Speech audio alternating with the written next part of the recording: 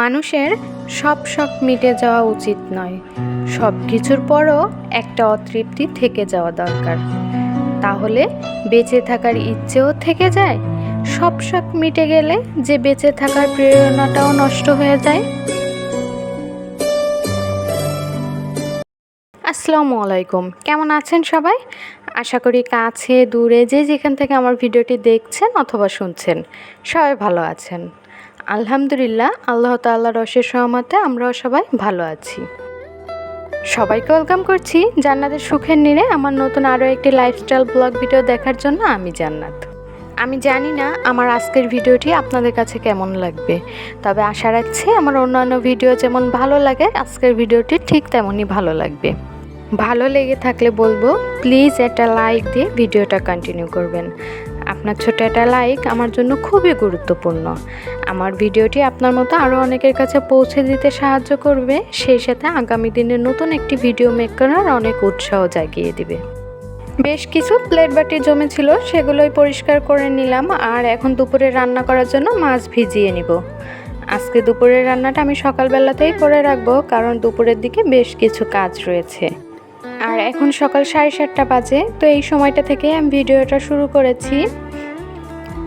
পাবদা মাছ ভুনা করব, সেই সাথে কাঁচকলা তরকারি রান্না করব। তো তরি তরকারি কাটার আগে মাছটা ভিজিয়ে রেখে যাচ্ছি, যাতে ওগুলো কাটতে কাটতে মাছটা ছাড়িয়ে যায়। একটু তাড়াহুড়োর মধ্যে ছিলাম, কারণ রান্না শেষ করে আবার মেয়েকে নিয়ে স্কুলে যেতে হবে। সকাল থেকে দুপুর পর্যন্ত বেশ লম্বা একটা সময় কিন্তু আমার বেলকনিতে মিষ্টি রোদ পাওয়া যায়। বর্তমান সময়টাতে সকালবেলার দিকে কিন্তু হালকা শীতের আভাস পাওয়া যাচ্ছে। মিষ্টি রোদের সুযোগটা লুফে নিতে সবজি নিয়ে চলে এলাম বেলকনিতে। ঠান্ডা ঠান্ডা বাতাস আর এই মিষ্টি রোদে বসে সবজি কাটতে কিন্তু আমার ভীষণ ভালো লাগছে। জাকিয়া এখনও ঘুমিয়ে আছে, তো আমি চেষ্টা করব ও ঘুম থেকে ওঠার আগে আমার সমস্ত কাজগুলো গুছিয়ে করে নেওয়ার জন্য, কারণ ও ঘুম থেকে উঠলেই ওকে নিয়ে আবার স্কুলে যেতে হবে। আজকে কিন্তু আমার মনটা বেশ উৎফুল্লতায় ভরপুর। এত সুন্দর ওয়েদার, সেই সঙ্গে আজকে আমার শখ পূরণের দিন।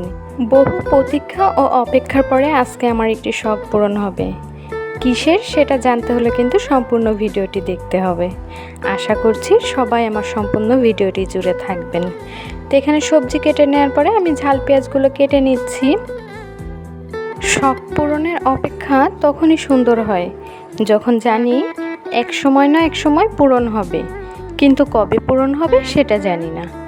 অপেক্ষা যত দীর্ঘ হয় পাওয়ার আনন্দ ততই মধুর হয়। কিছু অপেক্ষা নীরব থাকে, শুধু চোখ আর মন জানে তার গভীরতা। ঠিক তেমনই আমার আজকের শখ পূরণটা। আমার সংসারের ছোট ছোট জিনিসও কিন্তু আমার ভীষণ শখের। প্রতিটা জিনিসই আমি খুব শখ করে কিনেছি এবং ভীষণ চিন্তা ভাবনা করে। হুটহাট করে কোনো জিনিসই আমি করতে কিন্তু পছন্দ করি না। একটু সময় নিয়ে বিচার বিবেচনা করে দুজনে আলোচনা করে তারপরেই কিন্তু প্রতিটা জিনিস করি। আমরা যেহেতু নিম্ন মধ্যবিত্ত থেকে বিলং করি, তো হুটহাট করে চাইলেও কিন্তু আমরা একটা জিনিস করতে পারি না। একটা জিনিস করার আগে আমাদের বেশ অনেকটা সময় নিয়ে ভাবতে হয়।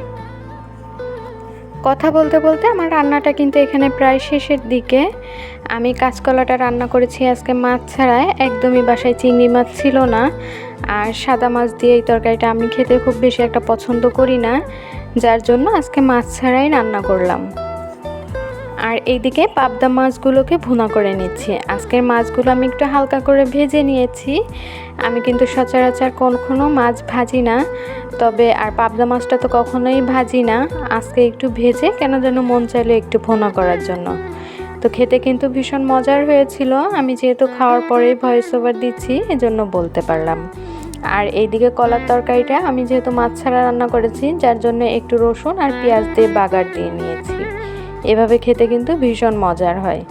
কেউ যদি খেয়ে থাকেন তাহলে আমাকে অবশ্যই কমেন্ট করে জানাবেন। এই তো আলহামদুলিল্লাহ, অনেক অপেক্ষার পরে আমার শখটা পূরণ হলো। আমার খুব ইচ্ছে ছিল আমার বিছানাতে একটা ম্যাট্রিক্স বিছিয়ে বিছানা করার জন্য। বেশ কিছুদিন থেকে ভাবছিলাম কিনবো করে, তবে হয়ে উঠছিল না। ওই যে বললাম, আমাদের একটা জিনিস কিনতে গেলে বেশ বিচার বিবেচনা করতে হয়। তো সব কিছুর জন্য আলহামদুলিল্লাহ দেরিতে হলেও কিন্তু আমার শখটা পূরণ হয়ে গেল। বিছানাটা গুছিয়ে কিছু কাপড় দিয়ে ছাদে মেলে দিতে এসেছিলাম। এসে দেখি ভীষণ ঝলমলে রোদ বের হয়েছে। তো ওই রোদ দেখে তো আমার আরও কিছু শখের জিনিসের কথা মনে পড়ে গেল। আমার আম্মুকে দেখতাম ভাদ্র মাসে যখন কড়া রোদ বের হতো, আলমারিতে যত কাপড় রয়েছে সব বের করে রোদে দিত, বলতো এতে নাকি কাপড় ভীষণ ভালো থাকে। বর্তমান সময়টাতে সব উল্টোভাবে বইছে। এখন ভাদ্র মাস না, আশ্বিন মাস, তবে সকালের দিকে ঠান্ডা পড়লেও দুপুরের দিকে কিন্তু চড়া রোদ বের হচ্ছে। তো কাপড় মেলতে যেয়ে রোদগুলো দেখে আমার মনে হলো আমার কিছু শখের জিনিস রয়েছে যেগুলোকে একটু রোদ দিয়ে রাখলে হয়তো ভালো হবে, কারণ এই জিনিসগুলো অনেক দিন থেকেই ওভাবেই পড়েছিল, এখনও কোনোটার কাজ সম্পূর্ণ শেষ হয়নি। এখানে আমার শখের কিছু কাঁথা রয়েছে যেগুলো আমি নিজে হাতে সেলাই করি। শখ হলো আমাদের জীবনের সেই বিশেষ অংশ যা আমাদের সাধারণ দিনগুলোকে অসাধারণ করে তোলে। আমার যখন ভীষণ মন খারাপ থাকে তখন এগুলো নিয়ে আমি বসি আর মুহূর্তেই কিন্তু আমার মন ভালো হয়ে যায়। প্রত্যেকের জীবনে কিছু শখের জিনিস থাকে যা তাদের আনন্দ দেয় এবং বিশেষ গুরুত্ব বহন করে। শখের জিনিসগুলো কেবল বস্তু নয়, প্রতিটিতে লুকিয়ে থাকে মনের অনুভূতি ও স্মৃতির ছোঁয়া। প্রতিবার যখন এগুলো দেখি মনে পড়ে সেই মুহূর্তগুলোর কথা যখন প্রথমবার এগুলো হাতে নিয়েছিলাম।